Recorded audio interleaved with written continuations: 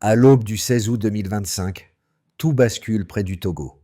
57 camions annoncés humanitaires cachent armes, grenades et missiles pour plus de 700 millions de dollars. Et si ce convoi passait, qu'apprendrait-on d'Ibrahim Traoré et de l'État? Cette nuit-là, le dossier cesse d'être une saisie frontalière. Il devient l'indice d'une opération coordonnée, aux itinéraires multiples, aux numéros de série transnationaux, aux flux financiers qui traversent des capitales avant de disparaître, et à une question unique, brutale, pour Ouagadougou comme pour la région. Qui pilote la logistique et pourquoi maintenant? Ce récit ne se contente pas de décrire une interception spectaculaire. Il promet d'expliquer pourquoi cet épisode devient un test de souveraineté et comment une opération présentée comme humanitaire révèle une mécanique bien plus large. L'enjeu, en une phrase, est clair. Comprendre ce que cette nuit change concrètement pour la sécurité nationale, la crédibilité de l'État et l'équilibre régional. Derrière les images des camions immobilisés, il y a une question stratégique. Un pays du Sahel peut-il démontrer qu'il sait détecter, bloquer et documenter une menace extérieure sans dépendre d'un protecteur étranger?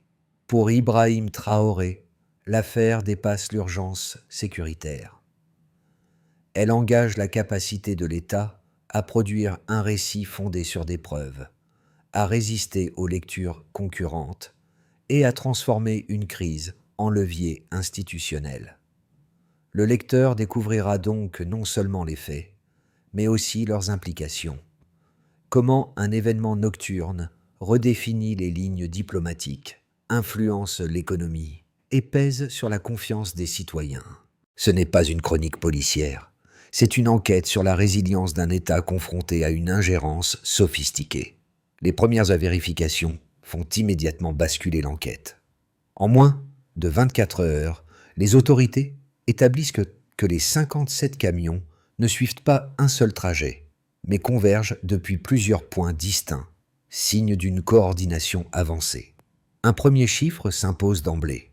La valeur estimée de l'arsenal dépasse 700 millions de dollars, un seuil incompatible avec un trafic opportuniste. Cette révélation change la lecture des faits. Ce qui semblait être une interception frontalière devient l'indice d'une architecture logistique pensée à l'échelle transnationale. Les enquêteurs relèvent des numéros de série associés à la Libye post-2011, au Yémen et à certaines usines européennes. Un mélange qui exclut toute production locale et renvoie à des circuits déjà identifiés dans le Sahel et le Moyen-Orient. Les flux matériels suggèrent une préparation longue, coûteuse et méthodique. À Ouagadougou, Ibrahim Traoré exige que chaque élément soit traité séparément, sans amalgame. Cette exigence méthodologique n'est pas anodine. Elle vise à éviter toute fragilisation juridique et à verrouiller le récit par les preuves. Les premiers sources et témoignages confirment la compartimentation du dispositif. Certains chauffeurs affirment ignorer la nature réelle de la cargaison, décrite comme des pièces agricoles ou des biens humanitaires, un classique des opérations de dissimulation. Le contexte régional amplifie la portée de la découverte. Le Burkina Faso évolue déjà dans un environnement marqué par des tensions sécuritaires et des rivalités d'influence. Dans ce cadre, la quantité, la diversité et l'état quasi neuf des armes imposent une requalification du dossier. Il ne s'agit plus de contrebande, mais d'un prépositionnement militaire destiné à créer une fenêtre stratégique. Cette étape marque un tournant narratif. L'interception n'est plus une fin en soi, mais le point d'entrée vers une question plus large. Si un tel dispositif a pu être assemblé et acheminé, quelle faille cherchait-il à exploiter et à quel moment précis? Au cœur de cette nuit décisive, une figure s'impose comme point d'ancrage humain. Le capitaine Musa Kaboré, responsable des gardes-frontières dans la région concernée. Depuis des années, il observe les routes secondaires, les habitudes de circulation et les anomalies presque invisibles qui signalent un mouvement anormal. Ce 16 août, plusieurs détails l'alertent immédiatement. Des véhicules roulant sans phare, une synchronisation trop précise, Une heure inhabituelle pour un convoi prétendument humanitaire. Sous ses ordres, 15 hommes, appuyés par 2 blindés légers et un drone de reconnaissance, verrouillent rapidement la zone. L'intervention est brève, méthodique, sans échange de tirs. 3 camions sont stoppés presque simultanément. À l'ouverture des premières caisses, le doute disparaît. Sous des sacs de farine et de riz apparaissent des armes neuves, rangées avec une rigueur quasi industrielle. Le silence qui suit agit comme une confirmation. Ce qui vient d'être intercepté dépasse de loin une infraction isolée. L'impact est immédiat sur le terrain. Les soldats comprennent qu'ils ont mis la main sur un maillon d'un dispositif, pensé pour contourner l'État. Les conducteurs sont interrogés séparément. L'un d'eux répète mot pour mot un récit manifestement appris à l'avance, ce qui renforce l'hypothèse d'une chaîne de commandement structurée et compartimentée. En quelques heures, l'événement se diffuse au-delà du poste frontalier. Dans les villages voisins, la nouvelle circule, mêlant inquiétude et soulagement. L'interception n'est plus seulement une réussite tactique, elle devient un signal. Elle montre que des signaux faibles peuvent être détectés et que la vigilance individuelle peut déclencher une réponse collective. Le point décisif, c'est qu'une décision locale vient de produire un effet national. Tout commence par un signal discret, presque banal dans un environnement frontalier saturé de passages nocturnes. Une trajectoire irrégulière repérée sur les écrans, une heure de circulation atypique, puis la confirmation visuelle de plusieurs véhicules progressant sans phare. Le déclencheur est immédiat. À 4 heures du matin, les unités frontalières ferment les accès secondaires. Les ordres circulent vite, sans emphase. Il ne s'agit pas d'intercepter à tout prix, mais d'observer, contenir et documenter. La montée en puissance est rapide. En moins de 5 minutes, les routes sont coupées par segments. Les patrouilles avancent de manière séquencée, neutralisant chaque issue possible. Un premier camion est immobilisé, puis un deuxième, puis un troisième. Le convoi comprend qu'il est pris au piège. À l'ouverture des conteneurs, l'illusion humanitaire s'effondre. Sous les sacs d'aide apparaissent des caisses scellées. Les verrous cèdent. Fusils d'assaut rangés par couches, grenades emballées comme des produits industriels, roquettes alignées avec une précision clinique. La scène évoque un dépôt militaire démonté puis recomposé dans des camions civils. Au même moment, à Ouagadougou, Ibrahim Traoré reçoit le premier rapport consolidé. Sa réaction est sobre et directive. Sécuriser le périmètre, éviter toute destruction de preuves, documenter chaque caisse, chaque numéro de série, chaque trajectoire. Aucune communication prématurée. Cette consigne marque un basculement. L'opération n'est plus seulement militaire, elle devient aussi juridique et politique. Les forces spéciales sont dépêchées.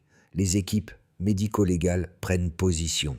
Chaque mètre de terrain est balisé. Le pic de l'opération survient dans la matinée. Les drones verrouillent la zone. Les blindés légers encerclent l'ensemble du convoi. Certains conducteurs tentent de fuir, mais les chemins sont déjà fermés. L'ouverture de nouveaux camions révèle une ampleur encore sous-estimée. Arsenaux complets, missiles anti-aériens, explosifs, munitions en quantités industrielles. À ce stade, l'hypothèse d'un simple trafic s'effondre définitivement. Les volumes et la diversité des armes imposent une requalification immédiate. Puis viennent les répliques. Dans les heures qui suivent, des perquisitions ciblées sont lancées, des entrepôts sont découverts, des arrestations s'enchaînent. Les interrogatoires révèlent une planification étalée sur plusieurs mois, avec des rôles strictement compartimentés. Des noms circulent, des flux financiers apparaissent. Les premières pièces d'un puzzle plus vaste se mettent en place. Dans l'espace public, la nouvelle se propage. Rumeurs, interprétations, inquiétudes. Certains parlent d'un coup d'État déjoué, d'autres d'une ingérence étrangère. Pour l'exécutif, l'enjeu devient clair. Maîtriser le tempo, établir les faits et éviter que la narration ne précède les preuves. Cette phase de réplique transforme l'interception initiale en événement structurant. Ce qui s'est joué en quelques heures dépasse désormais le terrain. La question n'est plus comment le convoi a été arrêté, mais ce qu'il était censé déclencher s'il avait franchi la frontière. La ligne de base, pour les services burkinabés, était connue depuis des années. Les saisies d'armes aux frontières se comptaient non généralement en dizaines, parfois en centaines d'unités, issues de réseaux locaux ou régionaux peu structurés. Le delta apparaît dès l'ouverture systématique des caisses. Les volumes, la diversité et l'origine du matériel intercepté rompent brutalement avec ce référentiel habituel. Les chiffres prennent alors le contrôle de l'analyse. Un premier ensemble concerne les armes légères, les techniciens répertoriant environ 25 000 fusils d'assaut de type AK-47, majoritairement issus de stocks libyens postérieurs à 2011. À titre de comparaison, une saisie frontalière classique dépasse rarement quelques dizaines d'armes. Ce volume suffit à équiper plusieurs brigades complètes et modifie immédiatement l'équilibre tactique dans une zone donnée. La densité et l'homogénéité du stockage indiquent une préparation militaire, non un écoulement progressif. Un deuxième ensemble porte sur les armes de facture occidentale. Près de 10 000 fusils de type M16 sont identifiés, certains portant des codes associés à des circuits européens. Ce mélange de provenance constitue un indicateur clé. Il démontre la capacité du réseau à agréger plusieurs sources sans attirer l'attention des contrôles intermédiaires. Un tel assemblage suppose des financements élevés, des relais logistiques fiables et une connaissance précise des failles réglementaires internationales. Le troisième chiffre change la nature du dossier. Plus de 400 missiles anti-aériens sont découverts, certains encore scellés dans leurs emballages d'origine. Dans un contexte national, ce type d'armement ne sert pas à l'intimidation symbolique. Il vise à neutraliser une capacité aérienne et à créer une vulnérabilité stratégique majeure. Les analystes savent qu'un tel arsenal redéfinit toujours la hiérarchie des menaces internes et transforme une crise politique potentielle en scénario militaire crédible. À ces volumes s'ajoutent des données de provenance. Les croisements de numéros de série montrent une répartition approximative. Une part significative issue d'anciens dépôts libyens, une autre du Moyen-Orient, notamment du Yémen, et le reste provenant d'usines européennes. Cette dispersion géographique exclut toute hypothèse artisanale ou improvisée. Elle renvoie à une chaîne d'approvisionnement structurée, pensée pour durer. Ibrahim Traoré insiste pour que ces chiffres soient documentés et contextualisés avant toute communication. Chaque donnée est accompagnée d'une explication simple, destinée à éviter les surinterprétations. L'objectif est clair, transformer des nombres bruts en preuves intelligibles, capables de résister aux lectures concurrentes. Le passage de la ligne de base au delta est sans ambiguïté. Le Burkina Faso n'a pas stoppé une cargaison clandestine ordinaire. Il a interrompu une opération prépositionnée, dont l'ampleur quantitative suffit, à elle seule, à prouver l'intention offensive. À mesure que l'affaire devient publique, deux interprétations concurrentes cherchent à s'imposer. La première, relayée par certains médias et analystes occidentaux, soutient que l'opération a été amplifiée par les autorités burkinabées. Selon cette lecture, l'État aurait dramatisé l'interception afin de renforcer son contrôle interne, marginaliser des oppositions et consolider un pouvoir fragilisé. L'argument central repose sur une hypothèse politique classique. Face à l'instabilité, un gouvernement aurait intérêt à transformer un incident sécuritaire en récit de menaces existentielles. La seconde lecture, portée par plusieurs capitales du Sahel et par des experts régionaux, propose une analyse inverse. Pour eux, le convoi n'est pas un épisode local, mais une ingérence extérieure planifiée. Les volumes d'armes, la diversité des provenances et la sophistication logistique excluent toute opération improvisée. Dans cette perspective, l'objectif n'est pas la simple déstabilisation, mais la création des conditions matérielles d'un basculement de pouvoir, avec un alignement politique attendu en aval. L'exercice analytique consiste alors à confronter ces deux thèses aux éléments vérifiables. Les données matérielles constituent un premier filtre. Des milliers d'armes neuves, issues de dépôts identifiés en Libye, au Yémen et en Europe, ne peuvent être expliquées par une mise en scène interne. Les flux financiers reconstitués, transitant par plusieurs places régionales et internationales, impliquent des capacités hors de portée d'acteurs locaux isolés. Enfin, la compartimentation observée chez les chauffeurs et les logisticiens correspond à des schémas utilisés dans des opérations coordonnées, non dans des trafics opportunistes. Ibrahim Traoré, en exigeant une documentation exhaustive et la conservation stricte des preuves, cherche précisément à déplacer le débat du registre narratif vers celui des faits. Cette posture réduit l'espace de la thèse minimaliste, qui repose davantage sur des intentions supposées que sur des contradictions empiriques. Au terme de cette confrontation, une conclusion méthodologique s'impose. Si une hypothèse ne peut expliquer ni les volumes, ni les provenances, ni les circuits financiers, elle perd de sa robustesse analytique. Les faits disponibles ne prouvent-ils pas une dramatisation politique? Ils étayent l'existence d'une opération structurée, pensée au-delà des frontières nationales. La bascule intervient avec la découverte d'un document central dans l'ordinateur d'un suspect clé. Intitulé « Démocratie restaurée », ce plan détaille un scénario politique complet, avec des décrets prêts à être appliqués, des ministères attribués et un calendrier d'action postérieur à la chute du pouvoir. À partir de cet instant, l'affaire quitte définitivement le champ de l'hypothèse. Elle entre dans celui d'un projet formalisé. Les analystes qui examinent les fichiers notent la précision du dispositif. Chaque étape est pensée pour s'emboîter. Affaiblissement sécuritaire, pression politique, reconnaissance diplomatique rapide. Les documents sont accompagnés de correspondances et de supports administratifs falsifiés, conçus pour donner une apparence de légalité à une transition imposée.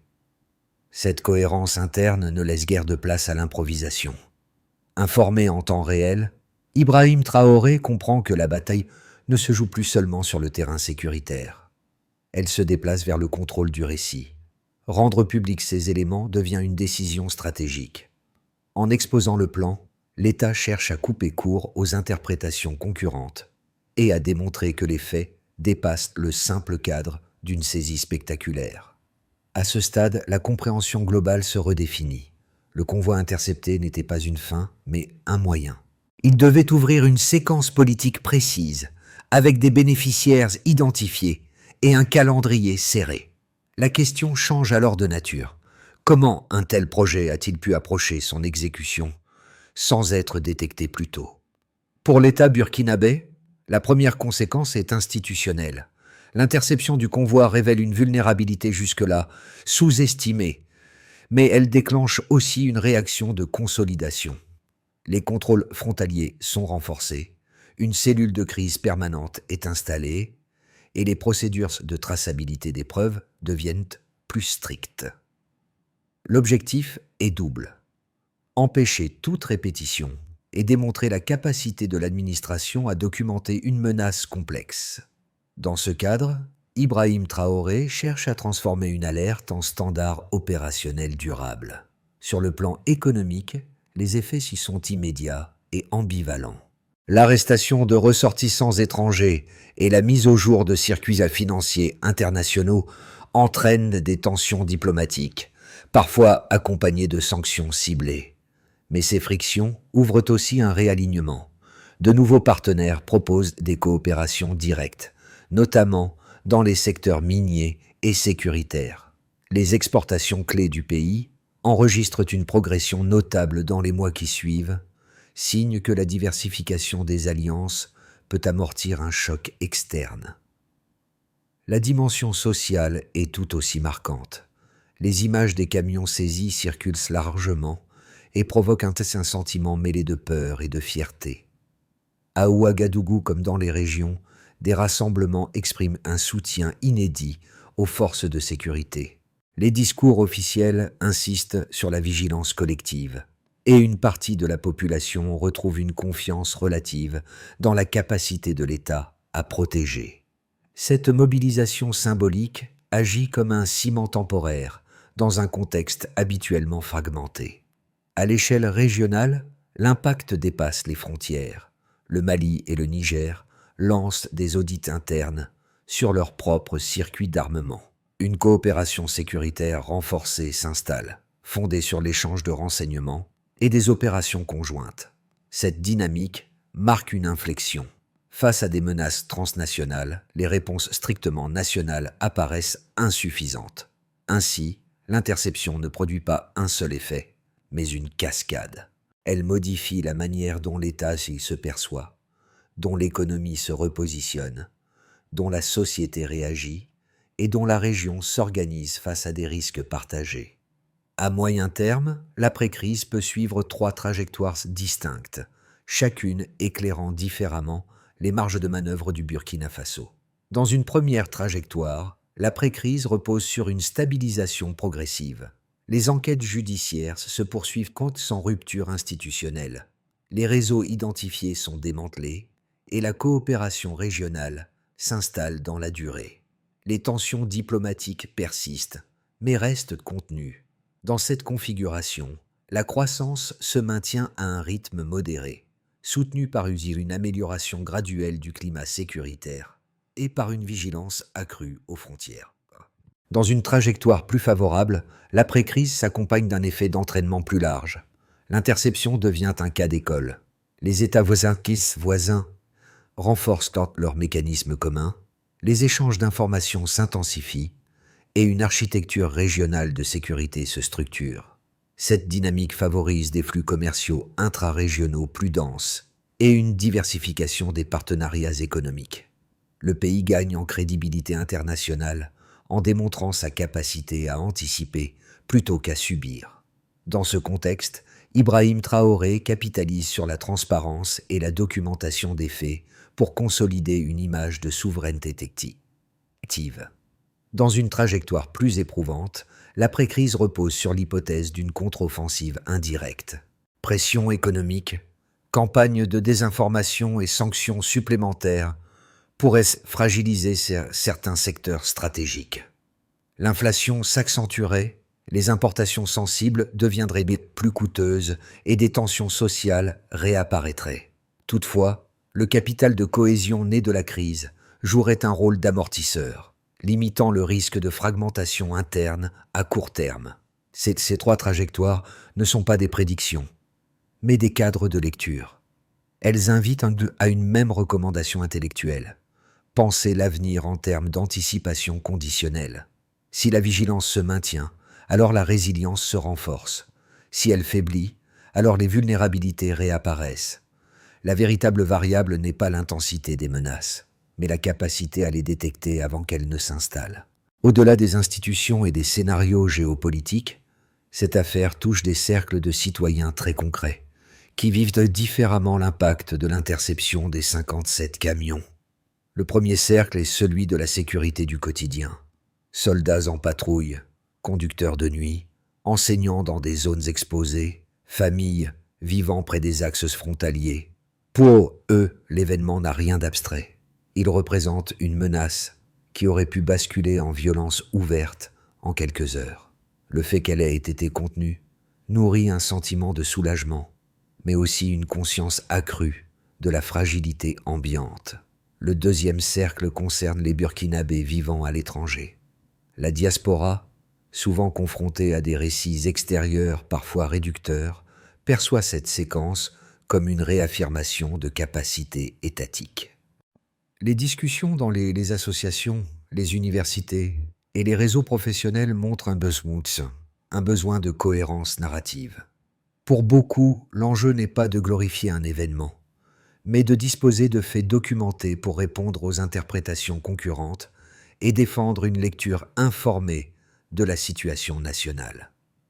Un troisième cercle regroupe les jeunes diplômés, journalistes et chercheurs.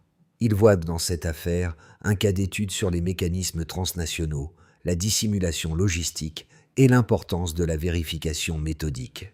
Les détails de l'enquête, Les chiffres croisés et la gestion du tempo communicationnel alimentaient une réflexion plus large sur le rôle de la rigueur analytique dans la vie publique. Cette génération y puise des repères pour comprendre comment une crise se transforme en référence collective. Dans ces trois cercles circule une même intuition. La sécurité ne repose pas uniquement sur des moyens matériels, mais sur l'attention portée aux signaux faibles et sur la capacité à relier les faits sans les simplifier à l'excès. L'affaire agit ainsi comme un miroir. Elle renvoie à chacun une question simple, mais exigeante.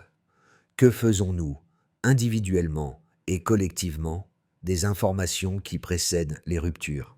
À la suite de l'interception, les autorités annoncent une feuille de route articulée autour de plusieurs mécanismes destinés à transformer une victoire ponctuelle en capacité durable. D'abord, la priorité porte sur le renseignement. Les postes frontaliers sont dotés de systèmes de détection renforcés et d'unités chargées d'analyser les signaux faibles. L'objectif opérationnel est clair: réduire au minimum les angles morts et documenter chaque anomalie avant qu'elle ne s'agrège en menace structurée. Ensuite, l'effort se concentre sur la modernisation sécuritaire. Les procédures d'intervention sont standardisées, les formations accélérées et la coordination interservices renforcée. Les armes saisies et neutralisées sont intégrées à un dispositif symbolique et logistique visant à financer l'équipement des unités de terrain et des programmes de prévention. Cette logique vise à relier directement l'action sécuritaire à un bénéfice collectif mesurable. Parallèlement, un volet judiciaire est déployé. Un pôle spécialisé est mis en place pour traiter les dossiers liés aux flux transnationaux d'armes et aux financements illicites. Les indicateurs de performance ne sont pas seulement quantitatifs, mais temporels. Rapidité des instructions, solidité des preuves, capacité à résister aux contestations internationales. Ibrahim Traoré insiste sur ce point, considérant que la crédibilité de l'État se joue autant devant les tribunaux que sur le terrain. Sur le plan régional, un quatrième volet se met en place. Une coopération structurée avec les pays voisins s'installe, fondée sur l'échange continu de renseignements et des opérations conjointes ciblées. Cette approche reconnaît une réalité simple. Aucune frontière nationale ne suffit face à des réseaux transnationaux. La sécurité devient un bien partagé. Enfin, l'éducation civique est renforcée. Les programmes scolaires intègrent des modules sur la vigilance, la lecture critique de l'information et la compréhension des risques émergents. L'enjeu est de long terme. Il s'agit de former une génération capable d'identifier les signaux avant les ruptures. Cette feuille de route ne promet pas l'absence de menaces. Elle propose une méthode pour les anticiper, les documenter et les contenir. Dans les heures qui suivent la fin de l'opération, une image circule discrètement, loin des communiqués officiels. Le capitaine Musa Kaboré tient entre ses mains un fragment de métal fondu, issu des armes saisies, destiné à être transformé en cloche pour une école locale. Le geste est simple, presque silencieux, mais il fait écho à toute la séquence précédente. Ce métal, autrefois pensé pour détruire, devient un objet de mémoire et de transmission. Au palais de Kossiam, Ibrahim Traoré mesure la portée symbolique de cette transformation. La nuit du 16 août n'a pas seulement révélé une menace, elle a exposé la fragilité d'un État, mais aussi sa capacité à réagir sans se dissoudre. Chaque décision prise, chaque preuve conservée, chaque chiffre documenté participe désormais d'un récit plus large, où la souveraineté ne se proclame pas, mais se démontre. Le fragment devenu cloche relie deux mondes, celui de la vigilance armée et celui de l'avenir civil. Il rappelle que la sécurité n'est pas une fin en soi, mais une condition pour que d'autres gestes, plus ordinaires, puissent exister. Dans ce rappel, il n'y a ni triomphalisme ni naïveté, seulement une lucidité acquise au prix d'une nuit décisive. Ce que le pays retient, au fond, n'est pas la quantité d'armes interceptées, mais la preuve qu'une menace peut être transformée en repère collectif. Une crise peut devenir mémoire, si elle essaie de regarder en face. L'histoire du 16 août ne s'achève pas, avec les rapports officiels, ni avec les chiffres consignés dans les dossiers judiciaires. Elle se prolonge dans la manière dont un pays se raconte ce qu'il a traversé. Dans les salles de classe, les marchés, les discussions familiales ou les échanges de la diaspora, cet épisode devient un point de référence. Il rappelle que la souveraineté ne se limite pas à des décisions spectaculaires, mais se construit dans l'attention portée aux faits, à leur vérification et à leur transmission. Pour Ibrahim Traoré, l'enjeu est désormais moins de convaincre que de maintenir cette exigence de clarté dans le temps. Pour les citoyens, il s'agit d'une invitation à ne pas laisser les récits simplifiés remplacer l'analyse. Une société informée n'élimine pas les risques, mais elle réduit leur capacité à surprendre. Ce récit peut continuer à vivre de manière apaisée, par la discussion, la confrontation d'idées et la circulation d'informations vérifiées. Chacun peut y contribuer, sans slogan ni injonction, simplement en posant les bonnes questions au bon moment. Et vous, que retenez-vous de cette nuit où une interception a révélé bien plus qu'un convoi, et où la compréhension collective est devenue, elle aussi, un enjeu de sécurité ?